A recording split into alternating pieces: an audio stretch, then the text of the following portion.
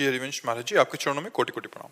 महाराज जी, मुझ अधम के शरीर की धर्मपत्नी का भी देहावसान होने के बाद आप गुरुदेव से भगवत मार्ग की शरणागति प्राप्त हुई। मेरे परिवार में सिर्फ मात्र छोटा पुत्र है और मैं ही हूँ, अन्य कोई शेष नहीं रह गया। क्या मैं अब भी ग्रस्त की श्रेणी में हूँ? क्या मैं मेरे लिए कोई कर्तव्य शेष रह गया? हाँ बिल्कुल, वो इसका थोड़ा पढ़ाई लिखाई करके इसका ब्याह कर दीजिए। क्यों बच्चा है? अच्छे कोई नौकरी में चले जाओ और बढ़िया ब्याह हो जाए तो ठीक रहेगा ना। अभी तो पढ़ना है गुरुजी। पढ़ना है, पढ़ के फिर क्या करना है? सेवा करनी है किसकी? पिता की। हाँ उत्तम बात है, वो नौकरी से होगी। कोई न कोई अच्छी नौकरी करके अर्थ के द्वारा अपने पिता की जैसे धामवास करना चाहें, ये विरक्त भाव से रहना चाहें, पर अभी आपका कर्तव्य है इसकी लाइन क्लियर करना। तो उस पर आपको ध्यान देना है कि आप कैसे क्लियर कर सकते हो। विरक्त रहकर कैसे क्लियर कर सकते हो, गृहस्थ रहकर कैसे क्लियर कर सकते हो, ये आपको अंदर से देखना। अंदर से विरक्त रहकर इसी स्थिति में रह के इसका ब्याह तक आपका कर्तव्य विशेष है। जब इसकी नौकरी लग जाए या इसका व्यापार हो जाए और इसका ब्याह हो जाए और ये कह दे कि हमारा कर्तव्य जो आपका हमारे प्रथा वो पूरा हो गया, अब हमारा कर्तव्य आपके प्रति चालू होता है, आप जहाँ रहना चाहो आराम से रहो, मैं आपकी सेवा करूँगा, बहुत बढ़िया हो जाएगा। ठीक है?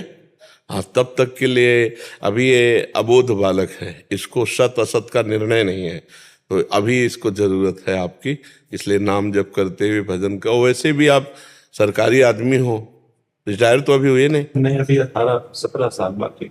अभी 18-17 साल नौकरी है। हाँ तो फिर तब तक तो आ जाएगा, अपने लाइन में आ जाएगा।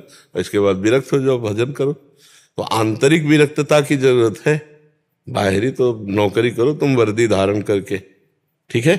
बाहरी तो अपनी ड्यूटी में रहो, अंदर से तो तुम भागवत हो ही, हम जानते हैं, किसी प्रमाण की तो जरूरत है नहीं आपको।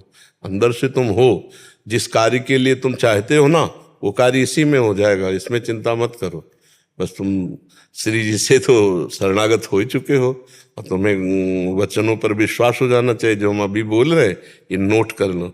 हाँ, गुरु के वचन प्रतीति न जाए, जिसका गुरु के वचनों पर विश्वास नहीं, फिर उसे क्या? नारद वचन न मैं परिहर हूँ, इससे वकालत हो सकती है भगवान के दरबार में कि हम तो कुछ नहीं, लेकिन जब हमारे गुरु ने कह दिया तुम्हारा इसी से काम हो जाएगा तो आपको काम करना पड़ेगा, क्योंकि अपनो परण विसार भगत को पूर्व परण निभाऊं। ठीक है? आप प्रसन्न रहिए, इसके कर्तव्य का पालन कीजिए और नाम जप करते हुए हमारे जो भारत की सेवा में वर्दी धारण किए हो, सत भाव से रहना। कभी किसी से घूस मत लेना, कभी कोई अधर्माचरण मत करना, और जो निर्दोष है उसको कभी दंड देने की भावना न हो, जो दोषी है उसे कभी बख्शो मत, उसको दंड देना, यही पूजा होगी। अब हमारा बात समझना, भगत हृदय हो तो ऐसा ना हो कि दोषी को भी बख्श दिया जाए, नहीं। अगर वो दोषी है दंड पाएगा तो पवित्र होगा, आगे से सावधान रहेगा, और निर्दोष को कभी दंड न, कभी घूस मत लेना, नहीं इसकी उन्नति में बाधा पड़ जाएगी। हमारी बात समझना। अधर्म की कमाई से अपने संतान को या संतति को सुख प्रदान नहीं किया जा सकता, इसलिए कभी अधर्म की कमाई की तरफ हाथ मत उठाना। धर्म से जो तुम्हें हमारी सरकार देती वेतन, उसी से इसका पालन पोषण, उसी से इसकी पढ़ाई करना। क्यों? हाँ बिल्कुल, इसी से मंगल हो जाएगी। यही विरक्ति है, अधर्म से विरक्त हो जाओ, अधर्म का नहीं। अधर्म नहीं, ना अधर्म आचरण करने वाले को बख्शेंगे और ना अधर्म का हम आचरण करेंगे। बस इस नियम से चलोगे तो तुम्हारी भक्ति भी बनेगी और तुम्हारी संतान को भी उन्नति प्राप्त होगी।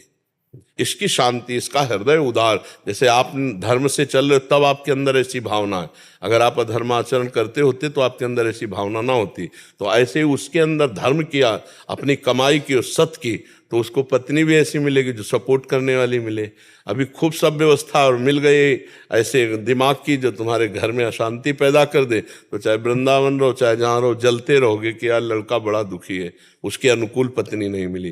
क्योंकि पत्नी हमारी बहुत धार्मिक थी जी, बहुत, उसी ने हमें रास्ते पर। जी जी जी। तो इसीलिए हम कह रहे हैं धर्म पूर्वक यदि धन कमाओगे तो इसको भी धार्मिक मिल जाएगी, जीवन सुखी हो जाएगा। नहीं आज ऐसी भी पत्नियां होती हैं जो पूरे सजे सजाए घर को बिल्कुल विध्वंस कर दें। हाँ बहुत, इसलिए बड़ी कृपा भगवान की मनाए और धर्म पूर्वक चले तो सब भगवान व्यवस्था कर देते हैं।